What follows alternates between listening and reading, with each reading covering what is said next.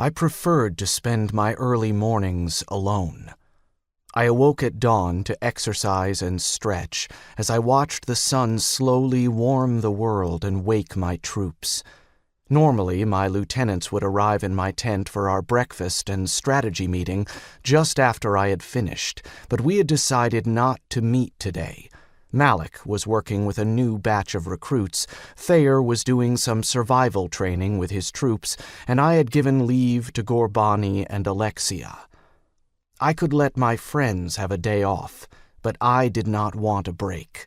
I studied the map on the table, calculating the various risks to our army against the damage we could do to our enemies. It was somewhat refreshing to do this on my own, and I was so absorbed in it that I only realized the sun had already risen to mid-morning when I heard footsteps approach. A throat cleared at the entrance of my tent, and I debated dismissing the visitor.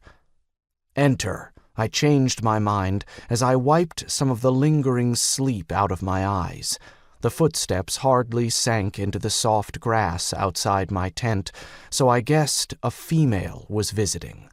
It wasn't Alexia. The blonde woman made absolutely no noise when she walked, and she would have just come into my tent without alerting me to her presence. A dark-haired young woman, maybe a few inches shorter than my 6-foot height, carefully ducked under the canvas flap. She carried a large wooden tray with bowls of steaming gruel, a pot of tea, and 2 covered dishes that smelled like eggs with beef. The woman's hair was tied back in a high ponytail, and her eyes glittered a bright green.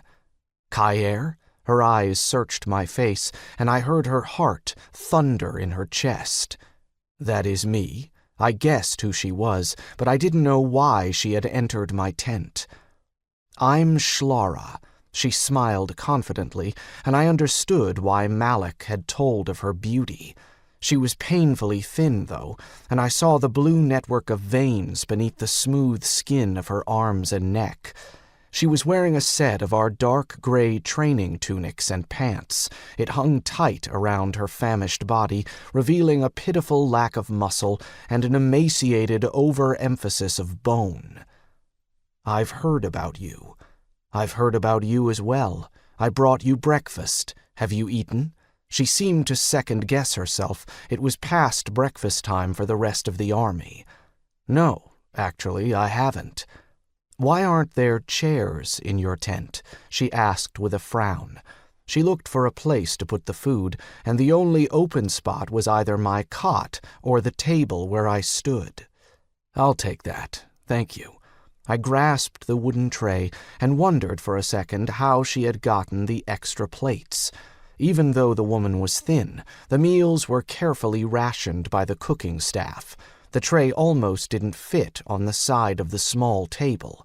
I grabbed a bowl of gruel, dipped a wooden spoon in it, and shoved it down my throat. It burned like molten fire, but my mouth healed almost instantly.